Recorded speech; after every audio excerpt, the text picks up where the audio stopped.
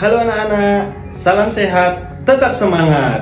Gimana kabarnya hari ini? Semoga selalu sehat dan tetap semangat ya anak-anak. Kembali lagi bersama Bapak pada mata pelajaran prakarya. Kali ini Bapak akan menyampaikan materi prakarya kerajinan limbah anorganik, yaitu mengenal limbah anorganik. Tujuan pembelajaran kali ini diharapkan anak-anak mampu menganalisis karakteristik, bahan, dan mengenal beragam produk kerajinan hasil olahan limbah anorganik. Jadi anak-anak, limbah anorganik ini adalah salah satu limbah yang paling banyak kita jumpai di lingkungan sekolah maupun di lingkungan rumah. Dan limbah anorganik ini sangat menjadi masalah di lingkungan kita ya. Maka dari itu anak-anak sangat penting untuk mengetahui jenis-jenis dari limbah anorganik dan kerajinan apa saja yang bisa diolah dari limbah anorganik tersebut. Untuk lebih jelasnya silahkan simak dengan baik penjelasannya sebagai berikut. Oke, kita mulai dari pengertian limbah anorganik. Limbah anorganik adalah limbah yang umumnya sangat sulit terurai oleh bakteri dan kehadirannya dapat mengganggu ekosistem lingkungan jika tidak diolah dengan baik. Yang kedua, jenis limbah anorganik. Limbah anorganik terbagi menjadi dua, yaitu limbah padat dan limbah cair. Contoh limbah padat yang pertama besi, botol, plastik, kawat, kain perca, dan masih banyak lagi yang lainnya. Contoh dari limbah cair yang pertama minyak jelantah, oli, bekas air deterjen, dan masih banyak lagi yang lainnya. Yang kita bahas selanjutnya adalah karakteristik limbah anorganik, yaitu sulit terurai, dapat didaur ulang, dan berasal dari bahan-bahan sintetis. Selanjutnya ada beberapa keuntungan pengolahan limbah anorganik. Yang pertama aspek lingkungan, yaitu mengurangi pencemaran, dapat dijadikan sebagai bahan dasar pembuatan kerajinan, dapat dipilah dan digunakan kembali, lalu dapat memenuhi bahan baku pabrik. Keuntungan yang kedua adalah aspek ekonomi, yaitu menghemat biaya operasional pengolahan sampah dengan penerapan prinsip 3R, menciptakan lapangan pekerjaan, menyediakan bahan baku untuk industri daur ulang, benda yang dipilih dan dikreasikan ulang dapat meningkatkan nilai guna dan nilai ekonomi. Halo, masih semangat? Harus tetap semangat ya. Oke, kali ini Bapak akan kasih game, anak-anak nanti bisa menebak gambar yang Bapak tampilkan.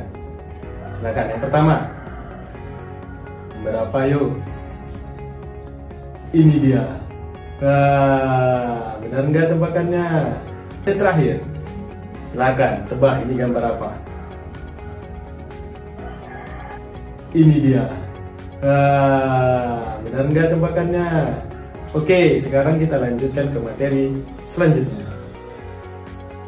Pembahasan selanjutnya adalah macam-macam produk kerajinan berbahan limbah anorganik.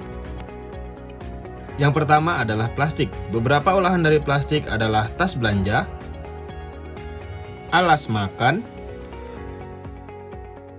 dan hiasan bunga palsu.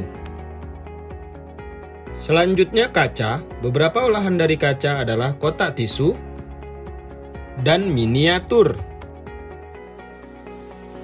Selanjutnya resin. Beberapa olahan dari resin yaitu gantungan kunci, casing handphone,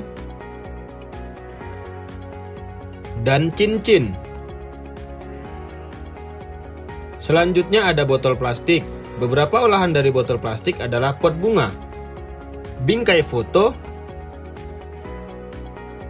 dan miniatur mobil. Selanjutnya kabel dan kawat. Beberapa olahan dari kabel dan kawat adalah gelang dan bunga bonsai. Berikutnya kain perca. Beberapa olahan dari kain perca adalah dompet, taplak meja, dan boneka. Selanjutnya ada aneka kertas bekas. Beberapa olahan dari kertas bekas adalah miniatur rumah, diorama, dan topeng dari bubur kertas. Terakhir, styrofoam. Beberapa olahan dari styrofoam adalah bunga dan tempat alat tulis. Oke, sekarang kita masuk ke pembahasan yang terakhir, yaitu karakteristik bahan limbah anorganik. Pertama, minyak jelantah. Karakteristiknya warna coklat gelap keemasan, bekas dari penggorengan, dapat dimanfaatkan menjadi sabun jika ditambah bahan kimia yaitu soda kue. Yang kedua, oli. Karakteristiknya dapat terbakar jika hanyut dalam air sangat mencemari lingkungan atau beracun. Yang ketiga, resin. Karakteristiknya zat kimia, berbau, bersifat cair dan dapat menjadi padat. Jika menjadi padat, mudah meleleh dan terbakar. Mengkilat seperti kristal jika menjadi padat. Dapat untuk membuat kerajinan aksesoris dan hiasan lain. Yang keempat, kemasan bekas. Karakteristiknya mudah terbakar, mudah dibentuk, mudah dijumpai, dapat dikreasikan dengan cara dianyam, ditempel, digunting, dipilin, dan dipotong. Yang kelima, koran bekas. Karakteristiknya mudah terbakar, mudah dibentuk, harus dikeringkan terlebih dahulu, mudah dijumpai, dapat dikreasikan dengan cara dianyam, ditempel, digunting, dipilin, dipotong, dan diikat. Keenam, botol dan tutup botol plastik. Karakteristiknya mudah terbakar, sifatnya leleh ketika terkena panas, mudah dijumpai, dapat dikreasikan dengan cara ditempel, dipotong, dan disusun. Ketujuh, botol kaca. Karakteristiknya tidak mudah terbakar, sifatnya leleh ketika terkena panas tinggi, mudah dijumpai, berbahaya jika terkena pecahan, dapat dikreasikan dengan cara ditempel, dipecah, dan disusun. Yang kedelapan, aneka plastik kresek, karung, dan terpal. Karakteristiknya mudah terbakar, sifatnya leleh ketika terkena panas, mudah dijumpai, dapat dikreasikan dengan cara ditempel, dipotong, disetrika, dan dianyam. Kesembilan, botol dan tutup kaleng aluminium. Karakteristiknya dapat terbakar, dapat dilelehkan dengan panas tinggi, mudah dijumpai, dapat dikreasikan dengan cara disusun, digunting, dan ditempel. Kesepuluh, besi, termasuk kabel, kawat, lempengan, dan underdeal. Karakteristiknya mudah terbakar, dapat terbakar dengan panas tinggi, cukup mudah dijumpai, dikreasikan dengan cara dibentuk, dipilin, disusun, ditempel, dan ditempah.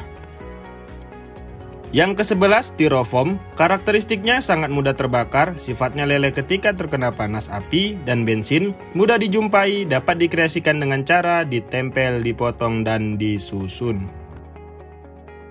Yang terakhir ada kain perca. Karakteristiknya mudah terbakar, sifatnya leleh ketika terkena panas, mudah dijumpai, dapat dikreasikan dengan cara ditempel, dipotong, dijahit, dan dianyam. Oke, sekian penjelasan Bapak pada materi kali ini. Jaga kesehatan, tetap semangat dalam belajar. Sampai jumpa di pertemuan berikutnya. Dadah! Oh iya, jika ada yang kurang jelas, boleh kirim di kolom komentar ya. Terima kasih.